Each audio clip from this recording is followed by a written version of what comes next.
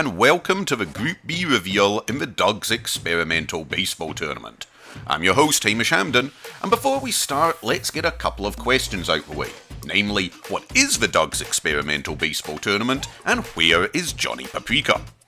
The answer to the first question can be found in our first video, which I'm going to assume you've watched because who starts a series of videos with Group B? But in short, we have 8 uniquely interesting teams full of players from baseball's storied past, competing in out-of-the-park baseball simulations to be crowned Doug's champion. In Group A, we met a team full of elite hitters with no pitching, a team of ex-cons, a bunch of walking errors, and the most ridiculous team of all, the 2019 Detroit Tigers. Today we reveal the 4 teams that make up Group B. Johnny Paprika walked you through Group A, but he's currently holding his stomach, regretting his choice to sample the Foul Pole, a 2-pound chicken tender available at the Texas Rangers ballpark that is absolutely real. So instead you have me, Hamish Hamden, presenting today's video in a voice and accent that absolutely screams baseball knowledge, or as I knew it growing up, fancy rounders. So let's get to it. Here's our first team, and welcome to all viewers who skipped ahead in the video to avoid the introduction. It's the Banana Fananas, a collection of the greatest names in baseball history. In right field, it's Chicken Wolf, a cowardly predator who laid no eggs in 1890 as he led the league in batting for the Louisville Cardinals. Chicken was always a top man for the Cardinals, and his mustache was finger-licking good. In centre field, his base stealing percentage is always part of a complete breakfast. It's Cocoa Crisp. And completing the Banana Fananas outfield, it's Rusty Kuntz in left. As you might expect with a name like that, it's been a while since this Rusty Kuntz has seen any action. 1985 to be precise. But as you can see on your screen, this Kuntz has an impressive slash. Heading to the infield, and it's the son of famous Hollywood Squares host Peter Marshall. Peter Marshall was born Ralph Pierre Lecoq, but decided that name wasn't going to play well on TV, and so changed it. His son followed his lead, and changed his name from Ralph Pierre Lecoq Jr. to Pete Lecoq. Much better! Shooty Babbitt plays second, resurrecting a career that only saw him play in the majors once, the 1981 season, with his manager Billy Martin saying, "If you ever see Shooty Babbitt play second base for me again, I want you to shooty me." Yes, very clever, Billy, but you went on to get fired from the Yankees after a drunken fight, while Shooty is in the Doug's Experimental Baseball Tournament. So who's the real winner here? Over to short, where we'll find Dick Padden. Dick Padden was everywhere in the majors at the end of the 19th century, before being replaced by more traditional jockstraps. Playing third, a man with a career average of 151, appropriately named Suck. However, he also played at a time when cholera and scarlet fever were common, so we're going to cut him some slack today. Rounding out our hitters is Pickles Dilhofer. Fun fact, nobody actually wanted Pickles on their team, but no matter how many times coaches said no Pickles, a lineup always arrived with Pickles on it. So there's your starters, but that is a strong bench. From Stubby Clapp, something you should definitely consult a doctor about, to Pussy Tebow, a player the Banana Fananas were delighted to grab, there is a lot for this team to be excited about. Can their pitching live up to their hitting? We start with Boof Bonser. Now that's a player I don't know much about, so let's do a quick Google search for Boof, and let's see what... No, that was a mistake. Moving on quickly. Cannonball Titcomb. Now, Cannonball didn't actually acquire the name Cannonball until well after retirement, and some baseball researchers believe Cannonball was actually a different player entirely, but frankly that's no fun, so Cannonball Titcomb it is. Next in the Banana Fananas starting rotation is Cal McClish. To give him his full name, Calvin Coolidge Julius Caesar Tuskahoma McClish. To give him his nickname, Boss. Orville Overall is next, a player drafted into this tournament by the voice of Group A, Johnny Paprika, solely because he knew I'd trip over pronouncing it correctly numerous times. And finally, Lil Stoner. 45 complete games, numerous saves, he was a starter and a reliever, mostly because he couldn't remember when he was supposed to show up. The bullpen is where you'll find the player you've been waiting for, a man who would be rejected from Austin Powers movies for being too on the nose, it's Dick Pole. In fact, this bullpen is a wonderful place, a place where you can get head with sugar and a pretzel, and a place where you'll meet Dizzy Trout, a man nicknamed Allied Forces because he was #1 in war in 1944. Ladies and gentlemen, this was your Banana Fananas. The second team in Group B is the Union Jacks. This team is a collection of the greatest baseball players ever to come from a country that would choose cricket over baseball every time, yet interestingly enough keeps trying to make cricket more like baseball. They'll be playing at the Rogers Centre because that's the only major league park still in the Commonwealth. Now, to understand the Union Jacks, you'll need to understand a bit about British geography. So, the country's full name is the United Kingdom of Great Britain and Northern Ireland. Northern Ireland is the north part of the island of Ireland, and while the island of Ireland is in the British Isles, that's just a geographical region, not a political one. Northern Ireland is not part of Great Britain when talking about the island of Britain, and isn't really part of Great Britain as an entity except when it is, such as in the Olympics. Great Britain, the island, is divided into 3 countries, Scotland, Wales and England, making the United Kingdom a country made up of 4 countries. England, being the biggest in terms of area, population and ego, is often synonymous with either Britain or the United Kingdom. This is an error, and while all Scots, Welsh and English are Brits, not all Brits are English, and certainly not all citizens of the UK are English, which brings us back to Northern Ireland and a lot of songs sung by U2. So, with that out of the way, let's take a look at the players. We'll start with Dick Higham or Hyam.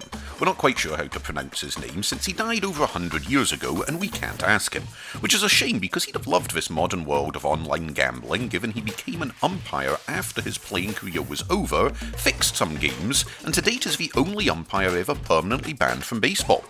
If Union Jacks start doing well, we'll be investigating him closely.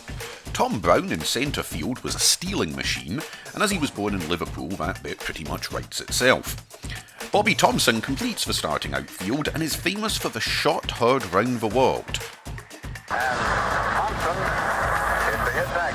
Bobby Thompson up there swinging. Blacker throws. There's a left side. It's going to be out of the lead. The Giants with the pennant. The Giants with the pennant. The Giants. A phenomenal piece of understandable hyperbole, as shot heard mostly in the US by a select group of people following baseball, lacks a certain ring. You're probably noticing by now that the Union Jacks are made up of mostly long-dead players who emigrated around the start of the century, and this is because for most Brits growing up, a career playing for Accrington Stanley is more enticing than one playing for the Baltimore Orioles, although to be fair, the pendulum may be swinging in that direction for Americans too. The turn-of-the-century lineup continues in the infield, where we meet Ed Cogswell, who we're pretty sure was English, Hugh Nicol, who was from Campsie, which is basically Bishopbriggs, which is basically Glasgow, Hobe Ferris, a man who makes this starting team despite having the lowest on-base percentage of any major league player in history who had 5,000 plate appearances, and Dave Brain, an enigma of a player who led the league in double plays turned twice, but also committed 67 errors in one season. Completing the starting lineup is Ari Smith, and with a name like Ari Smith, if you weren't born English, you become it. Our reserves are a collection of players who would prefer to be yelling "How's that?" and making catches at silly mid-off. They include Bobby Clack, a player who played for 3 years, hit around 150, then gave it up to become an umpire. It's an interesting trend of British ex-players becoming umpires, but maybe they're just trying to fulfill a lifelong dream of playing for Newcastle United, and this was the closest they could get to the Stripes. This starting rotation is stacked though. George Chalmers from the Granite City was throwing rocks in 1911. Danny Cox was in the top 10 of all major categories in 1985, and... hang on, wait, 1985?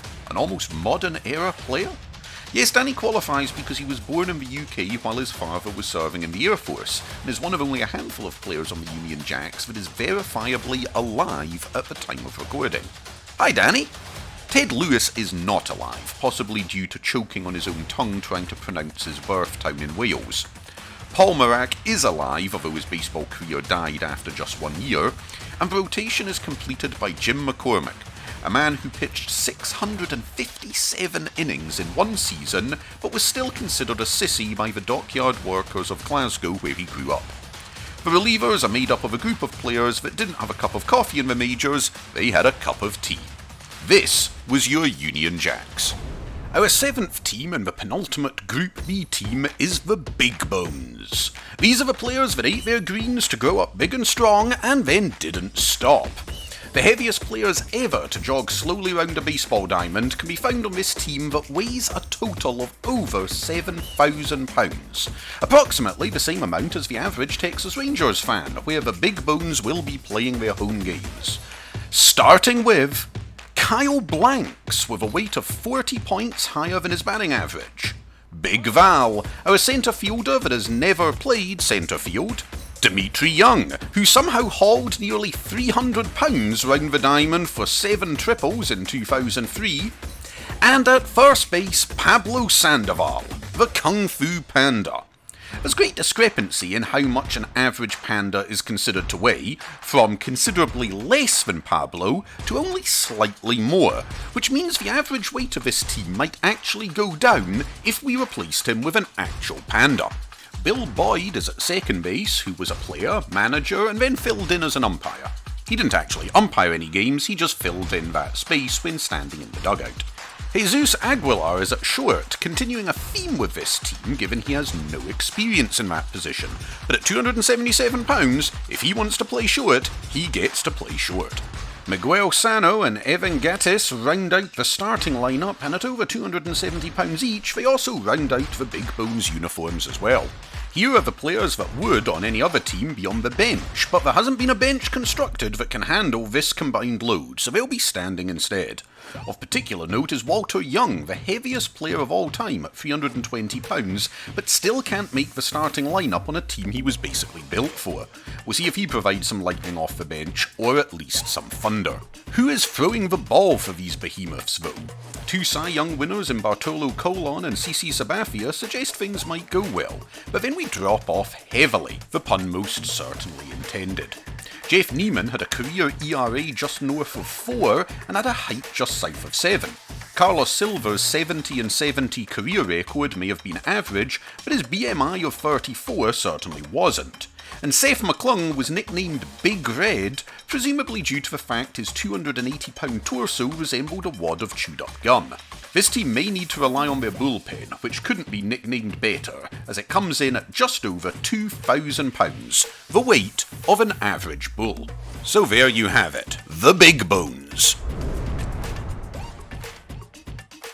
Our last, but hopefully not least team, is Glory Days. Every single player on this team was a Rookie of the Year. Every single player on this team never hit those heights again.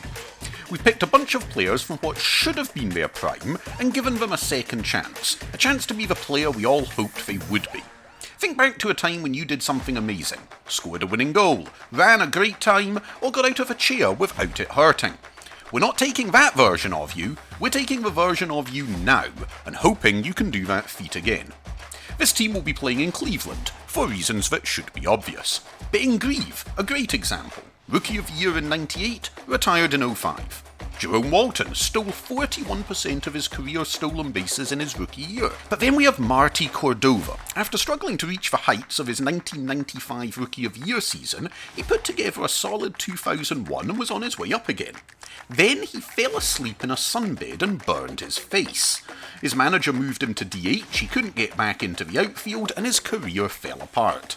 He would later try to get into Canada without a passport, not realising Toronto wasn't in the US. Tanning beds, folks.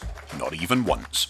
Walt Droppo probably wondered what could have been, as he was drafted by the Chicago Bears, who are notably not a baseball team. He turned them down to play baseball with the Red Sox. Looked great, fractured his wrist against the Detroit Tigers, never looked great again.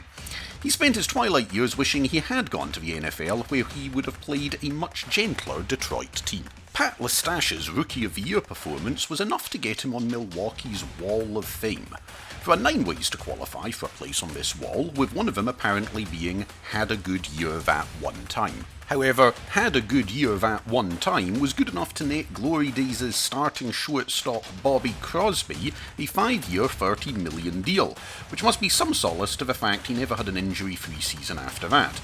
Also, his older brother works for Disney, so he probably gets discounted tickets or something. He's fine. Eric Hinsky was a borderline pick for this team. Based on numbers, his wins above replacement dropped in half after his rookie year and never recovered, but he somehow found himself on World Series teams 3 years running, winning 2 of them. This was partly due to being constantly traded and randomly ending up on decent squads. Better to be lucky than good, I guess, and with a career average below 250, he wasn't very good. Earl Williams is another player who we can pinpoint when it went wrong, and it went wrong after his rookie year when he was asked to catch Phil Necro's knuckleball. 28 pass balls later, he was traded, but he's back behind the plate for glory days. There's not a lot off the bench here except a lot of negative WAR, so let's look at the picture. Jason Jennings is an outlier. He had a good Rookie of the Year, but was amazing in 2006, with an ERA just over 3 even though he was playing in the thin atmosphere of Denver. Unfortunately, he lost 13 games because the Rockies gave him absolutely no run support. His confidence was shot, he disappeared, but he's resurfaced for us on glory days. He's supported by Jack Sanford, who actually had a decent career that ended up trailing off when he surprisingly realised his true desire was to run a golf club. Hideo Nomo, Dontrelle Willis and Harry Bird round out the rotation. Hideo and Dontrelle will ever be remembered for wacky wind-ups, but Harry would likely be forgotten to history if it wasn't for a wonderful piece of information that mirrors his career. His hometown of Darlington, South Carolina, named a road after him.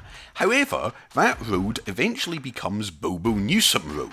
Bobo Newsom was a 4-time All-Star and World Series champion, so just like Harry's career, or really the career of everyone on glory days, his road starts off well, then ends up being replaced by a better player's road. As for the bullpen, well, remember these players all started their careers as starters. Most of them ended up in the bullpen, but it'll be interesting to see how they handle this role when it comes to game time. And game time is very nearly upon us. On Friday, we have the first round of games, and there's some great matchups in store. In Group A, Johnny Paprika will be back and bringing you highlights from Deliberately Offensive at the Turnpikes. That's the all-hitting, no-pitching team against the Jailbirds. Then the team with all the errors against the team that was a year-long error as the Prescriptions take on the Tigers. I'll also be back, and I'll bring you Group B, taking you through the team we've just finished talking about, Glory Days, against the Banana Fananas, and my hometown team of the Union Jacks against the Big Bones. Johnny Paprika would also like me to remind you to like and subscribe, but I'm not going to do that because this isn't your first day on the internet and you know how videos work. I'm Hamish Hamden, hopefully you'll be back with me on Friday for some exciting simulated baseball, but until then, the Dugs are closed.